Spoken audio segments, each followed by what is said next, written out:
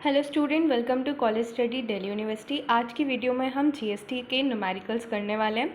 मैंने जितने भी न्यूमेरिकल्स जिन भी टॉपिक से आ सकते हैं सब इसमें कंबाइन कर दिए हैं, तो वीडियो को पूरा देखना।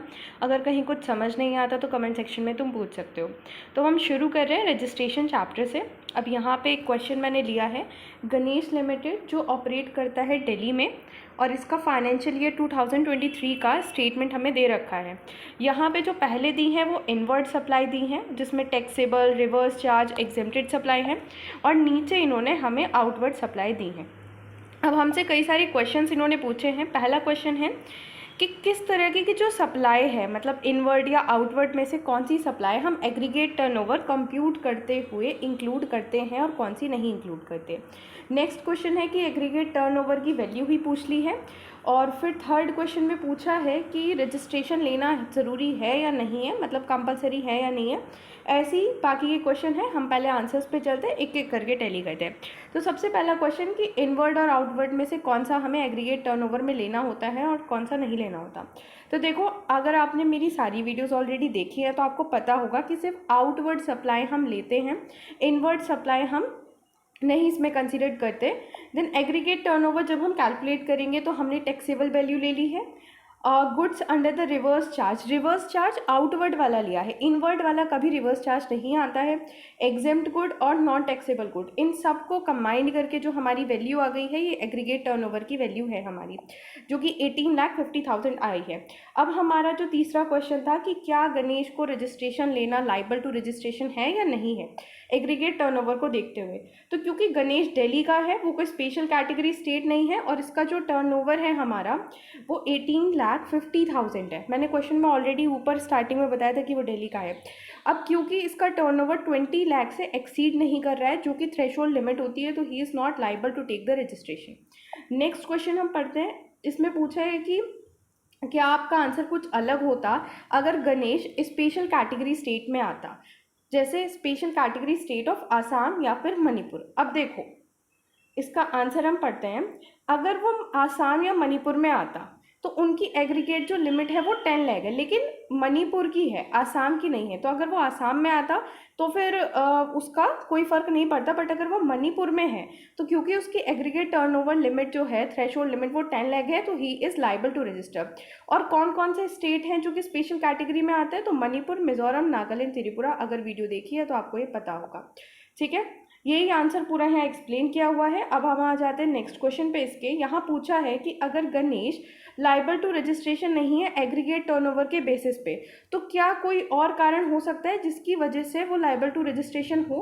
तो अब हम देखते हैं क्या इसका आंसर दे रखा है। सेक्शन 24 हमें बताता है कि कौन कौन से कंपलसरी रजिस्ट्रेशन है। मतलब सेक्शन 24 में हमें बता रखा है कि अगर थ्रेशोल्ड लिमिट एक्सीड भी नहीं कर रही है तो भी कुछ लोगों को कंपलसरी रजिस्ट्रेशन लेना होता है। जैसे अगर आप रिवर्स चार्ज में आते हैं या इंटर स्टेट सप्लाई करते हैं। अब क्योंकि गणेश जो है वो रिवर्स चार्ज कर रहा है, इनवर्ड सप्लाई का रिवर्स चार्ज, तो उसे रजिस्ट्रेशन लेना लाइबल टू रजिस्टर वो ऑलरेडी था। अगर वो उसकी एग्रीगेट टर्नओवर लिमिट भी एक्सीड नहीं करती तो भी he is liable to register.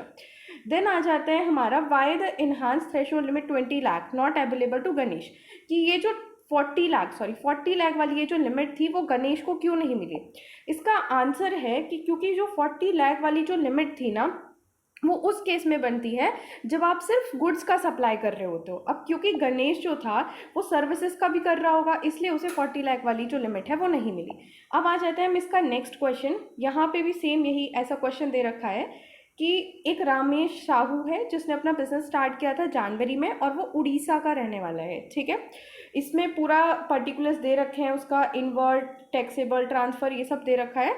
और हमें कंप्यूट करने को कहा है aggregate turnover of Ramesh Sahu, और हमें डिसाइड करना है कि क्या उसे रजिस्ट्रेशन लेने की ज़रूरत है या नहीं। तो देखो, अब एग्रीगेट टर्नओवर का जैसे हमें पता ही है कि एग्रीगेट टर्नओवर में आउटवर्ड सप्लाई आता है, एग्जेम्प्ट सप्लाई भी आता है, और इंट्रा स्टेट, इंटर स्टेट दोनों का आता है। आउटवर्ड सप्लाइड ऑफ आरसीएम आता है, लेकिन इनवर्ड सप्लाई ऑफ आरसीएम नहीं आता।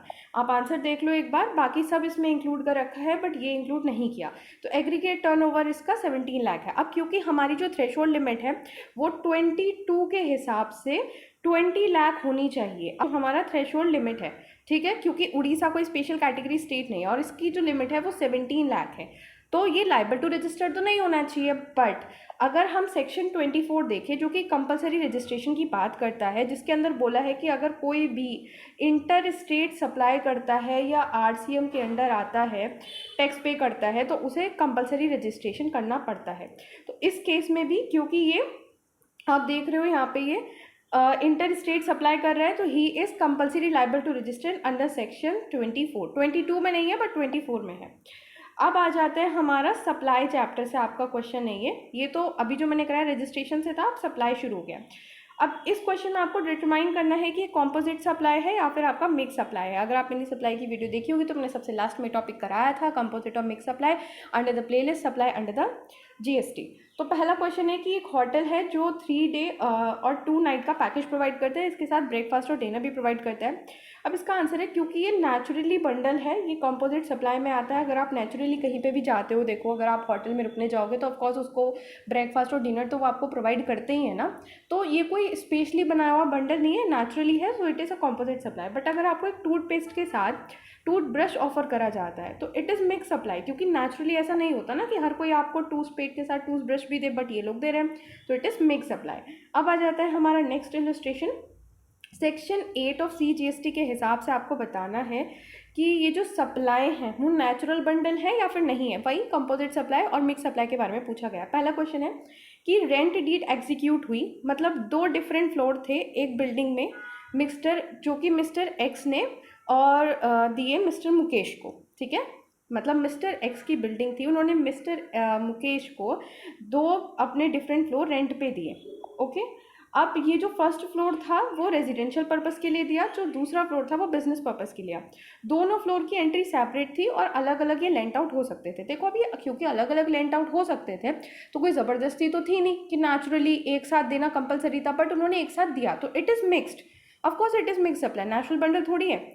आंसर भी देख लो इसका, यहाँ पे लिखा हुआ है that it is mix supply. मैं इसे PDF आपको शेयर कर दूंगी टेलीग्राम पे, आप आराम से पढ़ लीजिएगा ये सारे आंसर्स और क्वेश्चंस, ठीक है। नेक्स्ट आ जाता है कि ईयर की ओकेजन पे जानकी दास एंड सन्स जो कनॉट प्लेस में रहते हैं, उन्होंने वॉच टाई और बेल्ट का एक सिंगल पैक बना के कंसोलिडेट प्राइस में भेजा। अब ऐसा थोड़ी होता है कि तुम वॉच लेने जाओगे तो तुम्हें टाई और ये बेल्ट फ्री मिलता है, बट इन लोगों ने बनाया, तो ऑफकोर्स ये मिक्स सप्लाई है, नेचुरल बंडल नहीं है। क्योंकि नेचुरली अगर तुम जाते हो तो तुम्हें कोई एक साथ बेल्ट के टाई वगैरह थोड़ी फ्री देता है। अब थर्ड है कि एक बंदा चार्जर मोबाइल लेने गया था, मोबाइल फ़ोन, और उसको चार्जर उसके साथ मिला, तो ऑफकोर्स ऐसा होता ही है, अगर तुम मोबाइल परचेस करते हो तो चार्जर आता ही है उसका। अब थोड़ा अपग्रेड हो गया है कि चार्जर का अडोप्टर बोली अडॉप्टर आ जाता है या कुछ एक ही चीज़ आ जाती है, ऐसा है, but it is a composite supply, ठीक है। आंसर्स आप यहाँ पे देख लीजिएगा बाद में। देन आ जाता है गिफ्ट पैकेज, जिसके अंदर चॉकलेट और स्वीट है। ऐसा नहीं होता कि तुम अगर डेयरी मिल्क खरीदने जाओ तो तुम्हें रसगुल्ला फ्री मिलेगा, बिल्कुल नहीं होता। तो ये मिक्स सप्लाई है, ऑफकोर्स कंपोजिट नहीं है, ठीक है। अब हमारा आ जाता है थर्ड क्वेश्चन। यहाँ पे हमें बताना है कि ये जो सप्लाई है वो गुड्स की सप्लाई है या सर्विसेज की सप्लाई है, मतलब ये सारी गुड्स हैं या सर्विसेज हैं। तो पहला है कि अगर हमने गुड्स का टाइटल ट्रांसफ़र कर दिया है और ये फ्यूचर डेट पे ट्रांसफ़र हो जाएगा, ठीक है, हमने गुड्स का टाइटल ही ट्रांसफ़र कर दिया है फ्यूचर डेट पे, तो ये किस चीज़ की सप्लाई है, ये गुड्स की सप्लाई है, ठीक है। अगर हमने सिर्फ राइट ट्रांसफ़र करा है, टाइटल ट्रांसफ़र नहीं करा, तो ये सर्विसेज की सप्लाई है। अगर हमने ट्रांसफ़र कर दिया गुड्स का टाइटल इमीडिएटली, मतलब एकदम से मैंने आपको गुड्स, आप मेरे को पेन खरीदने आए, मैंने आपको पेन ऐसे दे दिया, ये लो, तो ऑफकोर्स मैंने क्या दिया, आपको गुड्स दिया, सर्विस थोड़ी दी, तो it is supply of the goods. Then आ जाता है अगर मैंने अपनी इमूवेबल प्रॉपर्टी आपको रेंट पे दी, रहने के लिए दी है, पूरा कब्जा नहीं दे दिया है, तो रेंट पे प्रॉपर्टी दी है, तो it is supply of services. Then आ जाता है कि जॉब वर्कर ने जॉब परफॉर्म करी है। जॉब वर्क क्या होता है कि किसी और के गुड्स पे जब आप काम करके देते हो, तो आपने सिर्फ काम किया है, आपने सिर्फ सर्विसेज दी है किसी और के गुड्स पे, आपने उसको गुड्स सप्लाई नहीं किए हैं, वो उसी के थे पहले से ही। देन आ जाता है आपका इलिस्ट्रेशन 4.4। इसके अंदर आपको बताना है कि ये गुड्स हैं, सर्विसेज हैं, या फिर ना तो गुड्स ना तो सर्विसेज हैं, ठीक है। ये सारे केसेस में हमें ये सब बताना है। तो पहला केस पढ़ते हैं। गुड्स थे जो कि बिज़नेस का पार्ट फॉर्म कर रहे थे, और अब क्योंकि वो बिज़नेस रहा नहीं तो उसने वो ट्रांसफ़र कर दिए कंसिडरेशन के बगैर। तो क्या ये सप्लाई है गुड्स और सर्विसेज की? ऑफ कोर्स ये सप्लाई है गुड्स एंड सर्विसेज की। देखो शेड्यूल 2 के अंदर ये गुड्स एंड सर्विसेज, ये गुड्स की सप्लाई है क्योंकि हमने सामान बेचा। देन आ जाता है कि एक जो एम्प्लॉय है वो एम्प्लॉयर को सर्विस दे रहा है इन रिलेशन टू एम्प्लॉयमेंट। अगर आपने मेरी वीडियो ध्यान से देखी है तो थर्ड शेड्यूल के अंदर पूरी नेगेटिव लिस्ट पढ़ाई थी, जिसमें बताया था कि एम्प्लॉयर का रिलेशन में अगर एम्प्लॉयमेंट के थ्रू कोई सर्विस दी जा रही है तो उस पर जीएसटी नहीं लगता है। तो ये हमारा neither a goods nor a supply वाले केस में आ जाएगा। देन आ जाता है हमारा थर्ड कि अगर कोई कोर्ट या ट्रिब्यूनल इस्टेब्लिश है और वो आपको सर्विसेज दे रही है तो ये भी नीदर गुड्स नॉट सर्विसेज वाले केस में आएगा, क्योंकि ये नेगेटिव लिस्ट में आता है। देन इसके बाद है कि आपने intellectual property right temporary basis पे ट्रांसफ़र कर दी है, तो आपने प्रॉपर्टी राइट दिया है तो मतलब सर्विस दी है। ये भी मैंने नोट्स में आपको पढ़ाया था कि प्रॉपर्टी राइट दिया, आपने सामान नहीं दिया, बस कुछ टाइम के लिए टेम्परेरी बेसिस पे ट्रांसफ़र किया, तो it is services. Then funeral burial ceremony, ये मौत से रिलेटेड जितना सामान है ना, इन सब पे गवर्नमेंट जीएसटी लगाती ही नहीं है। किसी की मौत के बाद जो भी सारा कार्यक्रम होता है उन पे जीएसटी लगता ही नहीं है, तो it is neither a good not a services. अगर लीज कंट्रोल कलेक्ट किया है, लीज रेंटर कलेक्टेड, मतलब मैंने आपको रेंट दिया था और मैंने वो कलेक्ट किया है, तो ऑफकोर्स मैंने आपको रेंट पे रहने के लिए जगह ही तो दी थी, तो सर्विस प्रोवाइड की थी, तो इट इज़ सर्विसेज। अगर मैंने आपको लैंड ही सेल कर दिया तो ये तो जीएसटी के अंदर आता ही नहीं। अगर पिछली बार इनकम टैक्स ध्यान से पढ़ा होगा तो भी तुम्हें याद होगा कि सेल ऑफ लैंड हमारा जीएसटी के अंदर नहीं आता है, इनकम टैक्स में आता है, कैपिटल वाला जो चैप्टर था। अब यहाँ पे मैं आपको ये आंसर्स दिखा रही हूँ एक साथ ही, वीडियो रोक के आप इन्हें देख लीजिएगा, ठीक है। यहाँ पे क्वेश्चन दे रखे हैं या आंसर दे रखे हैं, बार बार ऊपर नीचे करने में दिक्कत होती है, इसलिए मैंने पढ़ाई है तो मैंने आपको ऐसे आंसर्स बता दिए, ठीक है। देन आ जाता है आपका इलस्ट्रेशन 4.4। यहाँ आपको एग्जामिन करना है कि ये जो एक्टिविटी है वो सप्लाई कौन कौन सी हैं, ठीक है। मतलब इनमें से कौन कौन से एक्टिविटी जो है वो सप्लाई हम कंसिडर्ड करेंगे। पहला, आपने सर्विसेज इंपोर्ट करी हैं कंसिडरेशन के बगैर पर्सनल पर्पस के लिए। देखो, अगर आप कंसिडरेशन के बगैर पर्सनल पर्पस के लिए सर्विस इंपोर्ट कर रहे हो तो वो तो सप्लाई के अंडर आता ही नहीं, तो ये तो सप्लाई है ही नहीं, ठीक है। दूसरा है, अगर आपने इंपोर्ट करी है सर्विस कंसिडरेशन के साथ फॉर फर्दरेंस ऑफ बिजनेस, तो ऑफकोर्स ये तो सप्लाई है, कंसिडरेशन के साथ करी है और बिजनेसेस के लिए, मतलब पैसे दे के अपने बिजनेसेस के लिए सर्विस ली है, तो ये आएगा। अगर आपने सर्विस इंपोर्ट करी है कंसिडरेशन के लिए लेकिन पर्सनल पर्पस के लिए, तो ये भी आता है। ये आपका एक्सेप्शन है जो कि 7 सबसेक्शन 1 का सबसेक्शन बी में लिखा हुआ है कि अगर आप सर्विसेज इंपोर्ट करते हो कंसिडरेशन के लिए, भले ही पर्सनल पर्पस के लिए हो, तो वो भी सप्लाई होती है। फिर आता है कि आपने इंपोर्ट करी है सर्विस रिलेटेड पर्सन से जो बाहर रहता है कंसिडरेशन के बगैर, अगर आपने पर्सनल पर्पस के लिए करी है, और दूसरा है कि फर्दरेंस और कोर्स ऑफ बिजनेस के लिए किया है। तो देखते हैं कि इसका आंसर क्या है। देखो, अगर आपने पर्सनल पर्पस के लिए करी है तो वो सप्लाई नहीं मानी जाएगी, और इसकी एक्सप्लेनेशन भी यहाँ पे दे रखी है, आप इसे पढ़ लीजिएगा। अगर आपने कोर्स और फर्दरेंस ऑफ बिजनेस के लिए की है तो फिर ये मानी जाएगी, ठीक है। इसमें पूरी एक्सप्लेनेशन दे रखी है, आप वीडियो को पॉज करके रोक के इसे पढ़ सकते हो कि क्यों ऐसा हुआ है।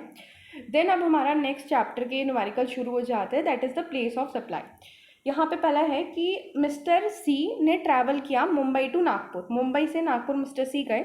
सी एक रजिस्टर्ड पर्सन है जो कि दिल्ली में रजिस्टर्ड है, इंपॉर्टेंट पॉइंट। और जो इसी वजह से, अब देखो ये इसमें आंसर भी पूरा दे रखा है, बट आप सिर्फ इतना पढ़ो कि मिस्टर सी ने ट्रैवल किया मुंबई टू नागपुर और सी एक रजिस्टर्ड पर्सन है, तो यहाँ पे प्लेस ऑफ रजिस्ट्रेशन, वो प्लेस ऑफ सप्लाई क्या होगा। देखो, मैंने आपको बताया था कि अगर कोई भी रजिस्टर्ड पर्सन एक जगह से दूसरी जगह ट्रैवल करता है तो प्लेस ऑफ सप्लाई उसका रजिस्ट्रेशन प्लेस ही होता है। बट अगर यहाँ सी अनरजिस्टर्ड होता तो फिर प्लेस ऑफ सप्लाई हमारा मुंबई होता, मतलब जहाँ से वो जर्नी शुरू करते हैं, ठीक है। अब क्योंकि यहाँ पे रजिस्टर्ड है तो हमारा प्लेस ऑफ सप्लाई दिल्ली हो गया। अब नेक्स्ट आ जाता है ए, एक अनरजिस्टर्ड पर्सन है जो कि कोलकाता में रहते हैं और उनका एड्रेस जो है वो सप्लायर को पता है और उन्होंने बोर्ड किया है ट्रेन एट जयपुर पे और वो ट्रैवल कर रहे हैं कोलकाता के लिए। एक मिनट, ये मार्कर चेंज कर लूँ, आपका वरना समझ ही नहीं आएगा। हाँ, तो ये अनरजिस्टर्ड पर्सन है, ये कोलकाता में रहते हैं और इनका एड्रेस सप्लायर को पता है। ये ट्रेन में बैठे हैं जयपुर पे ताकि ये ट्रैवल कर सके कोलकाता पे। अब देखो, मैंने बताया था कि अगर कोई अनरजिस्टर्ड, अभी बताया, अगर कोई अनरजिस्टर्ड पर्सन ट्रैवल कर रहा है एक जगह से दूसरी जगह पे, तो उसका प्लेस ऑफ सप्लाई क्या होगा, जहाँ पे वो बैठता है, जहाँ पे वो ट्रेन में बैठता है, तो Jaipur is the place of supply. उसका एड्रेस देखो, यहाँ कितना कन्फ्यूज़ करने के लिए बता रखा है कि एड्रेस सप्लायर को पता है, ऐसा वैसा, ऐसा कोई फ़र्क नहीं पड़ रहा है उससे। जो मेन चीज़ है आप वो देखो। अब मिस्टर ए हैं जिन्होंने मेट्रो कार्ड बाय किया दिल्ली में। अब वो मेट्रो कार्ड कहीं भी यूज़ कर सकते हैं, नोएडा, फरीदाबाद, दिल्ली, और ये कुछ पता नहीं है। तो इस केस में जो प्लेस ऑफ सप्लाई होती है ना, वो सप्लायर का ही, जो सप्लायर की लोकेशन है वही हो जाती है। अब आपको पता ही नहीं है कि वो मेट्रो कार्ड कहाँ यूज़ होगा, और जो मिस्टर बाय है वो भी रजिस्टर्ड पर्सन नहीं है, यहाँ पे उसके बारे में कोई इन्फॉर्मेशन नहीं दे रखी। तो ऐसे केस के अंदर जो प्लेस ऑफ सप्लाई है वो सप्लायर की जो लोकेशन है वही हो जाती है, that is New Delhi. Then आ जाता है आपका नेक्स्ट क्वेश्चन। सक्षम ने एक एयर टिकट बुक की दिल्ली टू गोवा, और फिर गोवा से वापस जाने की भी की, और ये टिकट उसने हरियाणा ने खरीदी। अब यहाँ पे लिखा है कि वो अनरजिस्टर्ड पर्सन है। अब आपको पता चल गया होगा कि अनरजिस्टर्ड पर्सन है और उसने एक जगह से दूसरी जगह जाने की जो टिकट है वो बुक की है। तो जब दिल्ली टू गोवा वाली जर्नी है तो उस केस में प्लेस ऑफ सप्लाई क्या होगा, बताओ? दिल्ली होगा ना, ऑफ कोर्स। और जब गोवा से दिल्ली है तो प्लेस ऑफ सप्लाई क्या होगा, गोवा होगा, क्योंकि गोवा से बैठा है वो। तो यही सिंपल इसमें क्वेश्चंस थे। अब आ जाते हैं हमारा, हाँ ये भी प्लेस ऑफ सप्लाई के क्वेश्चन है, और क्वेश्चन मैंने इसमें ऐड किए हैं। देखो, इसमें प्लेस ऑफ सप्लाई आपको बताना है। पहला केस है कि एक फेस्टिवल इवेंट हो रहा है, और फेस्टिवल इवेंट एक इवेंट मैनेजमेंट कंपनी है मुंबई की, जो 2 बिजनेस प्रमोशनल इवेंट ऑर्गेनाइज कर रही है प्रभु इंटरप्राइजेस के। और प्रभु इंटरप्राइजेस रजिस्टर्ड है अहमदाबाद, गुजरात में। और ये जो इवेंट हो रहा है वो कहाँ हो रहा है, एक इवेंट हो रहा है दिल्ली में, एक इवेंट हो रहा है मलेशिया में। देखो, एक इवेंट की लोकेशन तो इंडिया के अंदर है, एक इवेंट की लोकेशन जो है मलेशिया है। बट हमें किस चीज़ पे ध्यान देना है पहले, कि क्या जो हमारा सब रिसिपेंट है जिसे सर्विस प्रोवाइड हो रही है वो रजिस्टर्ड है या नहीं। क्योंकि अगर वो रजिस्टर्ड है तो फिर प्लेस ऑफ सप्लाई तो उसी का जहाँ रजिस्टर्ड प्लेस है वही होता है ना। तो हम देखते हैं कि क्या वो रजिस्टर्ड है। हाँ वो रजिस्टर्ड है, वो भी अहमदाबाद में। तो सिंपल जो प्लेस ऑफ सप्लाई है दोनों का वो गुजरात हो जाएगा, जहाँ पे वो रजिस्टर्ड है, कुछ करना ही नहीं है। दूसरा है कि ग्लोबल प्लानर है जोधपुर के, इन्होंने मिस्टर जोन को हायर किया है। मिस्टर जोन एक अनरजिस्टर्ड पर्सन है कोची के, और ग्लोबल प्लानर ने को ऑर्गेनाइज करानी है अपने बेटे की वेडिंग मुंबई के अंदर।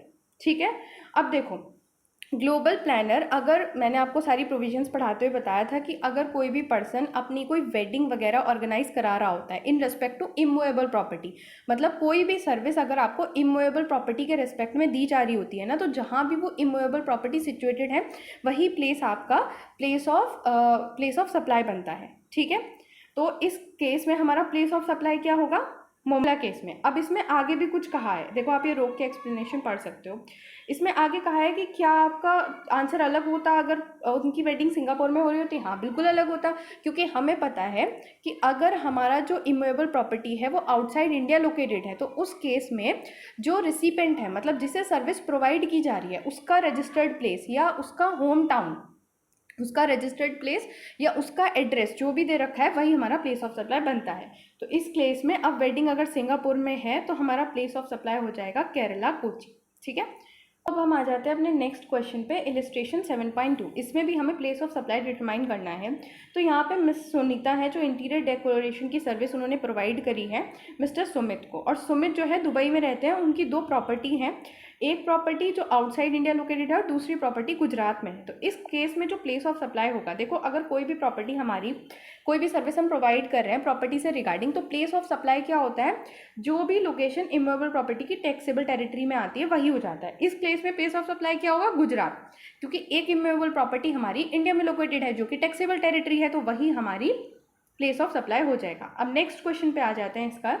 यूनाइटेड ट्रेडर, उनका रजिस्टर्ड प्लेस ऑफ बिजनेस जो है वो बैंगलोर है, और इन्होंने एक सामान मंगाया है कोविड-19 के लिए जो ज़रूरी है लंदन से, और ये आया था आंध्रा पोर्ट के। तो अब क्योंकि अगर हम इंपोर्ट करते हैं कोई भी सामान इंडिया के अंदर, तो प्लेस ऑफ सप्लाई क्या होता है, जो रिसिपेंट है उसका रजिस्टर्ड प्लेस। तो यहाँ पे प्लेस ऑफ सप्लाई हो जाएगा बैंगलोर, क्योंकि यूनाइटेड ट्रेडर्स का जो रजिस्टर्ड प्लेस है वो है बैंगलोर। आप देख सकते हैं इसका आंसर। देन आ जाता है नेक्स्ट क्वेश्चन पे 7.3। यहाँ पे आकाश एयरलाइन है जिनका रजिस्टर्ड प्लेस मुंबई है जीएसटी के अंदर। उन्होंने टिकट बुक किया है लंदन से दिल्ली का मिस्टर राकेश के लिए।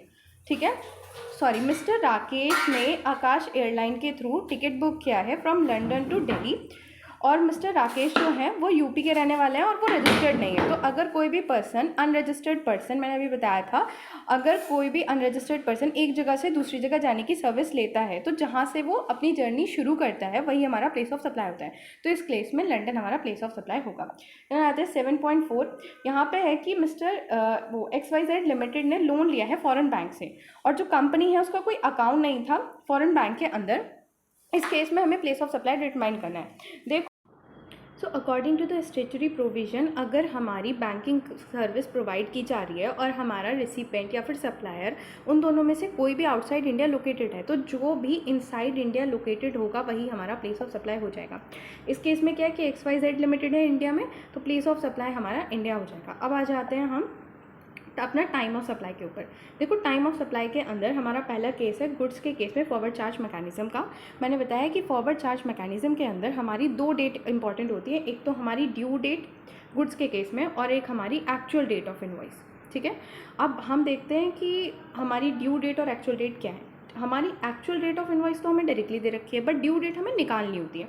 अब यहाँ पे क्या है कि हमने गुड्स का मूवमेंट करा है एक जगह से दूसरी जगह, तो इस केस में ड्यू डेट क्या होती है, बिफोर और at a time of removal. तो रिमूवल की डेट क्या है हमारी, ये, तो ये आ गई हमारी ड्यू डेट और एक्चुअल डेट है ये। इन दोनों में से जो भी अर्लियर होगी वो हमारा होगा टाइम ऑफ सप्लाई। यहाँ आप आंसर देख सकते हो, बाकी ये डेट हमारी इररिलेवेंट है। अब आ जाते हैं रिवर्स चार्ज केसेस में। रिवर्स चार्ज के केस में हमारी 4 डेट इंपॉर्टेंट होती है। पहली डेट जिस दिन हमें गुड्स रिसीव हुए, वो जिस दिन इनवॉइस इशू हुआ उसका 31वां दिन, तो इनवॉइस इशू होने का तो डेट दे रखा है, उसका 31वां दिन हमें निकालना पड़ेगा। तीसरी डेट जिस दिन हमारे बैंक अकाउंट में पैसा आ गया वो, या जिस दिन हमने अपने बुक में एंटर कर दिया कि हमारी बुक में कि हमारे पास पैसा आ गया। ये चारों डेट तो हमें दे रखी हैं, बट हमें बस एक 31वीं डेट निकालनी है और इनमें से जो भी अर्लियर होगी वो हमारा टाइम ऑफ सप्लाई हो जाएगा। तो अब देखो इसका आंसर, हमने यहाँ पे 31वीं डेट निकाल ली और जो भी अर्लीस्ट है वो हमारा टाइम ऑफ सप्लाई हो गया। अब आ जाते हैं सर्विसेज केस में फॉरवर्ड चार्ज। सर्विस के केस में फॉरवर्ड चार्ज निकालने के लिए हमारी पहले हमें देखना पड़ता है कि हमने जो इनवॉइस है वो ड्यू डेट में इशू किया है या नहीं। अब ड्यू डेट क्या होती है, ड्यू डेट होती है 30 दिन। जिस दिन हमारी सर्विस कंप्लीट हुई उसके 30 दिन के अंदर अंदर हमें इनवॉइस इशू करना पड़ता है। बट बैंकिंग के केस में ये जो टाइम लिमिट है वो 45 दिन की है। ठीक है, अगर इनवॉइस हमने ड्यू डेट तक ही इशू कर दिया तो हमारी 2 डेट इंपॉर्टेंट होती है। पहला जिस दिन हमने इनवॉइस इशू किया और दूसरा जिस दिन हमें पेमेंट रिसीव हुआ। ठीक है, पेमेंट रिसीव हुआ। अगर हमने इनवॉइस ड्यू डेट तक इशू नहीं किया तो हमारी फिर से 2 ही डेट इंपॉर्टेंट है। पहला जिस दिन हमने पेमेंट रिसीव किया और दूसरा जिस दिन हमने सप्लाई कर दी सर्विस को। इनमें से जो भी अर्लियर होगी वो हमारी डेट हो जाएगी। ठीक है, तो अब केस 1 देख लेते हैं। केस 1 में हमने देखो क्या 30 दिन के अंदर अंदर इनवॉइस इशू कर दिया, हाँ कर दिया, तो हमारी डेट कौन सी इंपॉर्टेंट है, ड्यू डेट ऑफ इनवॉइस और दूसरा जिस दिन हमें पेमेंट मिला। ये दोनों डेट, ये तीनों डेट में से जो भी अर्लियर होगा वो हमारा टाइम ऑफ सप्लाई हो जाएगा। यहाँ देखो answer, due date of invoice ये हो गई, पेमेंट जो हमने बुक में लिखा कि पेमेंट आ गया ये हमारे बैंक अकाउंट में आया, इनमें से जो भी अर्लियर वो हमारा टाइम ऑफ सप्लाई। बट हमारा जो दूसरा केस है वहाँ पे हमने 30 दिन के अंदर अंदर इनवॉइस इशू नहीं किया, ड्यू डेट हमारी पार हो गई, तो अब हमारी कौन सी डेट इंपॉर्टेंट है, जिस दिन हमने सर्विस सप्लाई की वो, या जिस दिन हमने पेमेंट आया, इन तीनों में से जो भी अर्लियर हुई। इस केस में हमारी ये वाली डेट हमारे लिए फालतू है। अब आ जाते हैं बैंकिंग के केस में फॉरवर्ड चार्ज। बैंकिंग के केस में फॉरवर्ड चार्ज में क्या है, मैंने क्या बताया था, 45 दिन का टाइम होता है। तो क्या इनवॉइस 45 दिन में इशू हो गया है, हाँ हो गया है, तो हमारे लिए ये वाली डेट और जो रिसिप्ट ऑफ पेमेंट है इनमें से जो भी अर्लियर है वो टाइम ऑफ सप्लाई हो जाएगा। ठीक है, ये देख लो यहाँ पे आंसर मैंने दे रखा है, आप देख सकते हो। अब ये है सबसे इंपॉर्टेंट क्वेश्चन, इसे ध्यान से देख लेना। अब इसमें हमें निकालना है time of supply of services forward charge mechanism, but यहाँ पे कुछ इंपॉर्टेंट होने वाला है। देखो मैं तुम्हें बता दूं कि सप्लाई के केसेस में अंडर द नोटिफिकेशन 66/2017 एप्लीकेबल नहीं होती है, मतलब आप जो एडवांस हैं वो ले सकते हो। तो यहाँ पे क्या हुआ कि एक हमारा बैंकेट हॉल हमने बुक किया है और हमारा पूरा पेमेंट जो है वो 80,000 का है और हम 10,000 एडवांस में दे आए बुकिंग करते टाइम। हमारा 1 जनवरी को फंक्शन हुआ, फिर हमने जो इन्वॉइस बनाया वो 15 फरवरी को बनाया और 22 फरवरी को हमने इस बाकी के 70,000 की पेमेंट की। अब देखो हमारे लिए 2 डेट इंपॉर्टेंट थी। पहला, क्या हमने इन्वॉइस ड्यू डेट के अंदर इशू कर दिया, तो नहीं किया, ज़्यादा दिन हो गए हैं, हमने ड्यू डेट के इन्वॉइस इशू नहीं किया, तो हमारे पास 2 डेट इंपॉर्टेंट है। पहला जिस दिन हमारी सप्लाई हुई और दूसरा जिस दिन हमने पेमेंट किया, लेकिन पेमेंट तो हमने आधा आधा स्प्लिट कर दिया। तो अब क्या, अब क्या करेंगे, देखो आप इस 80,000 को दो पार्ट में डिवाइड करो। एक हो गया हमारा 70,000, एक हो गया हमारा 10,000। अब इनकी अलग अलग दो डेट हो गई। 70,000 की हो गई 22 फरवरी, ठीक है। इस 10,000 की हो गई हमारी 14 दिसंबर। तो एक डेट तो हमारी 14। अब अगर मैं 70,000 के केस में देखूँ तो एक डेट इंपॉर्टेंट हो गई 22 फरवरी, और दूसरी जिस दिन मेरा फंक्शन हुआ 1 जनवरी। तो अब कौन सी डेट अर्लियर है, 1 जनवरी या 22 फरवरी? 1 जनवरी। तो हमारा टाइम ऑफ सप्लाई 70,000 के केस में हो जाएगा 1 जनवरी, ठीक है। और वहीं अगर मैं 10,000 का देखूं तो एक हमारी डेट हो गई 1 जनवरी, और दूसरी डेट क्या हुई हमारी 14 दिसंबर, जिस दिन पेमेंट किया। इन दोनों में से जो भी पहले है वो हमारा हो जाएगा टाइम ऑफ सप्लाई। तो इस केस में 14 दिसंबर हमारा टाइम ऑफ सप्लाई हो जाएगा। ये दोनों अमाउंट का अलग अलग यहाँ पे आ गई है डेट, अलग अलग टाइम ऑफ सप्लाई आ जाएगा। अब आ जाता है टेलीफोन कंपनी। टेलीफोन की कंपनी के केस में क्या है कि अगर आपका कोई भी एक्सेस अमाउंट हमें मिल रहा है, जैसे यहाँ पे 750 एक्सेस अमाउंट रिसीव हो गया, तो आप क्या करोगे कि इसको नेक्स्ट इनवॉइस के ऊपर लिखोगे। मतलब ये वैसे कंपनी के ऊपर डिपेंड करता है कि वो इसी इनवॉइस में इसे एडजस्ट करना चाहता है एज एन एडवांस पेमेंट, या नेक्स्ट इनवॉइस में लिखना चाहता है। अगर वो नेक्स्ट इनवॉइस में लिखना चाहता है तो उसे वो नेक्स्ट इनवॉइस में लिख देगा। अब आ जाते हैं क्वेश्चंस वैल्यू ऑफ सप्लाई के ऊपर। देखो यहाँ पे हमें डिटरमाइन करना है वैल्यू ऑफ सप्लाई। तो मैंने आपको बताया था वैल्यू ऑफ सप्लाई के अंदर पहले हम देखते हैं कि क्या कोई रिलेटेड पर्सन है। अगर दो कंडीशन हमारी फुलफिल हो जाती है कि रिलेटेड पर्सन नहीं है और the price is a sole consideration, ठीक है, तो उस केस में हम क्या करते हैं, प्राइस ले लेते हैं इनवॉइस का, और उसमें कुछ चीज़ें ऐड करनी होती है और डिलीट करनी होती है, वो हम इसमें करने वाले हैं, ठीक है। तो अभी हमें पता है कि यहाँ पर हमारी ट्रांजेक्शन वैल्यू ही हमारी एप्लीकेबल है। अब इस केस में हम चीज़ें जो ऐड करनी है और डिलीट करनी है वो इसमें लिखेंगे। सबसे पहले हमारा इनवॉइस प्राइस 55,000 का, फिर अगर जीएसटी के अलावा कोई और ड्यूटी है वो सब हम इसमें ऐड कर देते हैं। इंश्योरेंस चार्जेस हैं वो भी ऐड करेंगे, पैकेजिंग चार्जेस भी ऐड करेंगे, मिसलेनियस इंसिडेंट एक्सपेंस भी ऐड करेंगे। सब्सिडी कोई रिसीव हुई है तो उसे भी हम ऐड करते हैं, ठीक है, बट यहाँ पर वो अभी तक बायर पे पास ही नहीं हुई है तो ऐड करेंगे ही नहीं। बट अगर पास हो चुकी होती है ना तो हम इसे ऐड करते हैं, क्योंकि सिर्फ गवर्नमेंट सब्सिडी अलाउड है। अगर सब्सिडी एनजीओ से मिली है और वो हमारी पास हो गई है बायर पे, तो इसे भी ऐड करना होता है, क्योंकि ये सब्सिडी अलाउड नहीं है, सिर्फ गवर्नमेंट वाली अलाउड है। तो यहाँ देखो इसका आंसर, यहाँ पे बाकी सब ऐड किया है, बस प्राइवेट ट्रस्ट की सब्सिडी ऐड नहीं करी है और गवर्नमेंट की ऐड नहीं करी है, ठीक है। अब यहाँ पे पूरा नोट दे रखा है हर चीज़ का, क्यों कुछ ऐड किया है क्यों नहीं किया है वो आप देख सकते हो। यहाँ पे सब्सिडी का एक कॉम्प्रिहेंसिव इलस्ट्रेशन में लेके आई हूँ। देखो रिलायंस एडीजी ग्रुप था जो कि इंस्टीट्यूट रिलायंस एजुकेशन है, और इन्होंने क्या किया है कि फ़ी कोर्स ऑफर किया है 1,70,000 का स्टूडेंट्स को, लेकिन उसमें कुछ सब्सिडी अलग अलग गवर्नमेंट ने दे दी। पहले तो महाराष्ट्र गवर्नमेंट ने दी, अब क्योंकि गवर्नमेंट सब्सिडी है तो अलाउड है, तो इसमें हमें कोई दिक्कत है नहीं। एक हमारी सिनेमा एसोसिएशन थी मुंबई की, उसने दे दी, एक ब्रदर्स ऑफ हॉलीवुड ने, और एक यूएस गवर्नमेंट ने। हमारी सिर्फ ये वाली सब्सिडी अलाउड है, बाकी ये और कोई सब्सिडी अलाउड नहीं है। तो हमें क्या करना होगा, ये कैलकुलेशन के टाइम पे हमारा जो अमाउंट था, ट्रांजैक्शन वैल्यू कहाँ है, ट्रांजैक्शन वैल्यू गाइस ये रही नीचे, ट्रांजैक्शन वैल्यू ये रही, ठीक है। ये ट्रांजैक्शन वैल्यू हमें उठानी है 1,20,000 रुपये, और जो जो सब्सिडी अलाउड नहीं थी वो सब इसमें ऐड कर देनी है, और आंसर हमारा आ जाएगा 1,60,000। इस पर जीएसटी लगा के भी दिखाना था, तो हमने 9% का जीएसटी यहाँ लगा दिया है, ठीक है।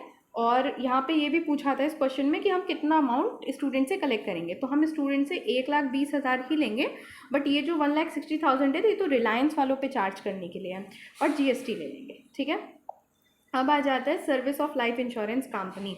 देखो ये जो प्रोविजंस थी ये इम्पॉर्टेंट है, इनकी कुछ अलग प्रोविजंस हैं, ये ध्यान से सुन लेना। पहले देखो लाइफ इंश्योरेंस के केस में क्या होता है कि 3 प्रोविज़न है। पहली प्रोविज़न, अगर आप जनरल पॉलिसी ले रहे हो, ठीक है, और आप टोटल प्रीमियम कलेक्ट कर रहे हो, और इस जनरल प्रोविज़न में कई सारी आपको इंस्टॉलमेंट देनी है, तो पहली इंस्टॉलमेंट में 25% का जीएसटी लगता है, और बाकी की इंस्टॉलमेंट में 12.5% का जीएसटी लगता है। तो अब जब हम इसमें जीएसटी कैलकुलेशन करेंगे तो 5,000 जो पहला प्रीमियम था उसमें 25% का जीएसटी लगा देंगे, और बाकी पे जो 7,000 बचा, 12,000 में से जो 7,000 बचा उस पर हमने 2.5 का जीएसटी लगा दिया, ठीक है। दूसरा केस आता है रिस्क का। अगर कहीं भी हम रिस्क कवर पॉलिसी लेते हैं तो वो टोटल का टोटल प्रीमियम जो है हमारा, वो हमारा वैल्यू ऑफ सप्लाई माना जाता है। टोटल प्रीमियम जो है वो वैल्यू ऑफ सप्लाई माना जाएगा। तो ये पूरा का पूरा हमारा वैल्यू ऑफ सप्लाई माना जाएगा। सॉरी, ऊपर वाले केस में ये जीएसटी लगाने के लिए नहीं था, ये वैल्यू कैलकुलेट करने के लिए था। तो वैल्यू कैलकुलेट करते पहली जो इंस्टॉलमेंट है उसका 25% और दूसरे का 12.5% हम ले लेते हैं और ये पूरी वैल्यू आ जाती है। तीसरा इसका केस है वेरिएबल इंश्योरेंस पॉलिसी।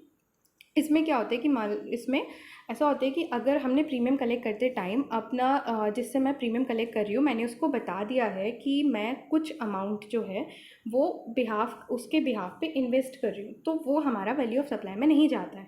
तो हम 8,000 में से यहाँ पे 8,000 में से सिर्फ 20% जो हमारा वैल्यू ऑफ सप्लाई में जाएगा। ठीक है, तो ये हमारा सिर्फ इतना ही वैल्यू ऑफ सप्लाई में जाएगा, 1,600। ओके, अब आ जाते हैं second hand good dealer. Second hand good dealer के केस में क्या होता है कि मैंने गुड्स परचेज़ किए, फिर उसके बाद क्या किया, मैंने कुछ टाइम यूज़ किए और मैंने किसी और को सप्लाई कर दिए। तो उस केस में क्या है कि मैंने जितने पे परचेज़ किए थे और जितने पे मैंने बेचे, उन दोनों के बीच का जो डिफरेंस है वो हमारा वैल्यू ऑफ सप्लाई बन जाता है। जैसे कि यहाँ पे इन्होंने गुड्स परचेज़ किए थे 3,50,000 के और गुड्स बेचे 5,20,000 के, इसका जो डिफरेंस है वो हमारा वैल्यू ऑफ सप्लाई बन जाएगा 1,70,000। देन ये पढ़ने से पहले मैं आपको कुछ और समझाना चाहती हूँ। अब ये नेक्स्ट जो है इनपुट टैक्स क्रेडिट है। तो अब हम समझने वाले हैं इनपुट टैक्स क्रेडिट का सेट ऑफ कैसे करते हैं अगेंस्ट द लायबिलिटी। देखो, सबसे पहले हम आईजीएसटी से शुरू करते हैं। आईजीएसटी को सबसे पहले यूटिलाइज़ किया जाता है और आईजीएसटी सबसे पहले यूटिलाइज़ होता है आईजीएसटी के आउटवर्ड लायबिलिटी को सेट ऑफ करने के लिए। फिर जो बाकी का आईजीएसटी बचता है वो सीजीएसटी के लिए जाता है और उसके बाद एसजीएसटी के लिए जाता है। ठीक है, पहले सबसे पहले आईजीएसटी के लिए यूज़ होगा, first utilise for IGST, then for the CGST and the SGST. इसका कोई ऑर्डर नहीं होता कि पहले सीजीएसटी के लिए जाना पहले एसजीएसटी के लिए, कोई सा भी पहले जा सकता है। फिर आ जाता है सीजीएसटी। जो सीजीएसटी है सबसे पहले वो सीजीएसटी के लिए यूटिलाइज्ड होता है आउटपुट लायबिलिटी को पुट ऑफ करने के लिए, और फिर आईजीएसटी के लिए यूज़ हो सकता है। कभी भी सीजीएसटी एसजीएसटी या यूटीजीएसटी के लिए यूज़ नहीं होता। सेम केस एसजीएसटी का है, पहले एसजीएसटी को करेगा फिर आईजीएसटी को कर देगा, बट ये कभी भी सीजीएसटी के लिए यूटिलाइज नहीं होता है। ठीक है, फिर फोर्थ पॉइंट कहा जाता है सेम यूटीजीएसटी, पहले यूटीजीएसटी के लिए यूटिलाइज्ड होगा और फिर आईजीएसटी के लिए यूज़ होगा। यहाँ कहा गया है कि सीजीएसटी कभी भी एसजीएसटी या यूटीजीएसटी के लिए यूज़ नहीं होता, यूटीजीएसटी और एसजीएसटी कभी भी सीजीएसटी के लिए यूज़ नहीं होते। और आईटीसी जो है एसजीएसटी का एक स्टेट का, वो यूटिलाइज नहीं किया जा सकता आउटपुट सीजीएसटी दूसरे स्टेट के लिए। मतलब एक जो स्टेट का है वो एक ही स्टेट के लिए यूज़ किया जाएगा, ऐसा नहीं कि हरियाणा वाला तुम दिल्ली में जाके यूज़ करना शुरू कर दो। और सेम केस जो है वो यूटीजीएसटी का है। तो अगर ये आपको समझ आ गया तो अब मैं आपको क्वेश्चन करा सकती हूँ। तो अब क्वेश्चन देखो, एक्स इलेक्ट्रॉनिक है जो कि रजिस्टर्ड मैन्युफैक्चरर है इलेक्ट्रिकल अप्लायंस का। उन्होंने कॉन्ट्रैक्ट किया डीलर के साथ कि वो एयर कंडीशन सप्लाई करेंगे और मोर देन 50 यूनिट वो सप्लाई करने वाले हैं, जिस पे 10% का लगेगा डिस्काउंट। अब यहाँ पे पूरा इंटर सप्लाई जो उन्होंने किया है और इंट्रा सप्लाई जो किया है उसकी पूरी डिटेल दे रखी है। जो डिटेल ऑफ इंटर सप्लाई, पहले उन्होंने माइक्रो ओवन का सप्लाई किया 15 लाख का, फिर रेफ्रिजरेटर और स्टेबलाइजर का सप्लाई किया, लेकिन ये मिक्स सप्लाई, तुम्हें पता होगा मिक्स सप्लाई अगर एक साथ करते हैं ना तो जो जिसका जीएसटी रेट हाइयर होता है ना वो लगता है। तो इस केस में हमारा 28% वाला लगेगा क्योंकि 28% ज़्यादा है। फिर एयर कंडीशन का सप्लाई किया 50,000 एयर कंडीशंस। ठीक है, अभी पहले क्वेश्चंस देख लो। फिर उन्होंने क्या किया, ये थी हमारी आउटवर्ड सप्लाई जो हमने की है। फिर जो इनवर्ड सप्लाई हमने मतलब जो परचेस किया, तो हमने गुड मटेरियल परचेस किया है, मेंबरशिप दी है और ट्रक परचेस किया ट्रांसपोर्टेशन के लिए। तो जो हमने आउटवर्ड किया है उस पर हमें जीएसटी पे करना होगा, जो इनवर्ड है उस पर हम आईटीसी क्लेम करेंगे। तो अब देखो, जो रॉ मटेरियल है उस पर हम आईटीसी क्लेम कर सकते हैं, बट अगर आपने ब्लॉक क्रेडिट वाली पूरी लिस्ट पढ़ी होगी तो gym membership of the employee पे हम आईटीसी क्लेम नहीं कर सकते क्योंकि ये स्टैट्यूटरी ऑब्लिगेशन नहीं है। ठीक है, और क्वेश्चन में ये बोल भी दिया है कि स्टैट्यूटरी ऑब्लिगेशन नहीं है तो हम इस पर आईटीसी क्लेम नहीं कर सकते, लेकिन जो ट्रक परचेस किया है उस पर हम आईटीसी क्लेम कर लेंगे। तो अब क्वेश्चन ये पूरा हो चुका है। इसके साथ साथ इसमें ओपनिंग बैलेंस भी दे रखा है आईटीसी का कि सीजीएसटी में इतना था, एसजीएसटी में, आईजीएसटी में, और जीएसटी रेट भी दे रखा है। ठीक है, और अब हम शुरू करते हैं इसका क्वेश्चन। सबसे पहले फरवरी मंथ में हमारा ओपनिंग बैलेंस कितना था हम वो देखेंगे। हमारे पास 10,000, 58,000, 70,000 थे। अब कितना हम आईटीसी क्लेम कर सकते हैं हम वो निकालेंगे। तो रॉ मटेरियल 20 लाख का था, उस पर 99% हम ये इतना क्लेम कर सकते हैं। ये हमने क्या किया, हमने ही परचेस किया था तो हमने सप्लायर को जीएसटी पे किया होगा, तो ये हम क्लेम कर सकते हैं। जिम मेंबरशिप पे नहीं कर सकते, इसका ब्लॉक्ड है, और ट्रैक परचेस पे भी हम कर सकते हैं। तो हमारा टोटल इनवर्ड आईटीसी जो हम ले सकते हैं वो ये आ गया। अब हमें आईटीसी पे कितना, हमें अब जीएसटी पे कितना करना है। तो एक तो हमें 15 लाख पे 9% का पे करना है जो हमने माइक्रो ओवन किया था। फिर मिक्स्ड सप्लाई वाले केस में जो 40 लाख पे 14% पे करना है, 14% और एयर कंडीशन के केस में देखो एयर कंडीशन पे 10% डिस्काउंट था अभी बताया, वो माइनस करके जो हमारा जीएसटी था 9% हमें पे करना था। तो हमें टोटल और ये क्वेश्चन में सबसे ऊपर दे रखा था देखो inter state supply of 50 lakh. तो ये भी हमारा यहाँ पे हमने कैलकुलेट कर लिया, inter state outward supply of 50,90,000 आ गया। तो टोटल हमारा आउटवर्ड सप्लाई ये हो गई। ये हमें जीएसटी पे करना था और हमें गवर्नमेंट से जीएसटी का क्रेडिट लेना कितना था। कंप्यूट करेंगे कि हमें जीएसटी कितना पे करना है गवर्नमेंट को सेट ऑफ करके, जो इनवर्ट का क्रेडिट है वो लेके। बट यहाँ पे एक रूल 86B आता है, 86B रूल भी मैंने अपने पढ़ाया था। इसमें ये कहता है कि अगर आपका एक मंथ के अंदर 50 लाख से ज़्यादा का आपका अमाउंट बैठ जाता है, जो कि इसमें बैठा है, तो आप क्या कर सकते हो 99% ऑफ द आउटपुट टैक्स ले सकते हो, या फिर जो टैक्स पेबल है उतने का ही आप ले सकते हो, विच एवर इज़ हायर। तो आप यहाँ पे 1% पहले माइनस कर दोगे सब में से, आपका जो फिर अमाउंट आया ना क्रेडिट लेजर का, उसमें फिर आप अपना जीएसटी जो है वो मैंने जो रूल्स बताए थे उसके हिसाब से इसमें अपना अमाउंट लगाओगे। जैसे आईजीएसटी आपका इतना आ गया तो सबसे पहले आप आईजीएसटी यूटिलाइज़ करोगे, आईजीएसटी यहाँ यूटिलाइज़ हो गया, बाकी का जो आईजीएसटी बचा वो आपने सीजीएसटी एसजीएसटी में यूटिलाइज़ कर लिया और ऐसी यूटिलाइजेशन आप करोगे। देन आ जाते हैं हम इसके नेक्स्ट क्वेश्चन पे। मेरे को पता है ये क्वेश्चन आपको समझ नहीं आया है, काफ़ी हार्ड हो गया था। अब नेक्स्ट से समझते हैं, ये वाला क्वेश्चन आपको बेटर समझ आएगा। देखो यहाँ पे क्या दे रखा है, हाँ मिस्टर संजय हैं जो सप्लायर हैं गुड्स एंड सर्विसेज के under the GST regular scheme है, ठीक है। इनकी थ्रेशोल्ड लिमिट पे एग्जाम्पशन में आती नहीं, नॉट एलिजिबल फॉर थ्रेशोल्ड, मतलब कंपोजिट स्कीम नहीं है, रेगुलर स्कीम है। इनके पास आईटीसी था बिगनिंग में इतना, फिर इन्होंने और चीज़ें परचेस की, ये सारी चीज़ें, तो इनके पास और आईटीसी बढ़ा होगा और इन्होंने आउटवर्ड सप्लाई की, ये इंट्रा स्टेट आउटवर्ड, ये इंटर स्टेट आउटवर्ड, और इनका रेट ये लगा। तो सबसे पहले हम कैलकुलेट करेंगे कि हमें जीएसटी पे कितना करना है गवर्नमेंट को, मतलब हमारी आउटवर्ड सप्लाई की लायबिलिटी कितनी है। तो पहले हमारा जो टोटल अमाउंट था 8 लाख, उस पर हमने जीएसटी लगा लिया तो 72,000 हमारा आ गया। फिर जो इंटर स्टेट सप्लाई की उसकी भी हमने जीएसटी कैलकुलेशन कर ली और टोटल हमारे पास पता चल गया कि इतना हमें गवर्नमेंट को पे करना है, ये हमें पता चल गया। अब हम सेट ऑफ करेंगे अब हम कैलकुलेट करेंगे कितना हमें आईटीसी मिलना है। तो ये तो ओपनिंग बैलेंस था, बाकी जो भी हमने सामान परचेस किया 3,50,000, उस पर जितना भी आईटीसी हमें मिलना था हमने वो लिख लिया, टोटल हमारा आईटीसी यहाँ आ गया, ठीक है। अब हम करेंगे सेट ऑफ मतलब जो जीएसटी हमारा आउटवर्ड था उसमें से हम जो हमारा इनपुट टैक्स क्रेडिट लेना है वो हम क्लेम कर लेंगे। तो सबसे पहले हम आईजीएसटी का यूज़ करेंगे।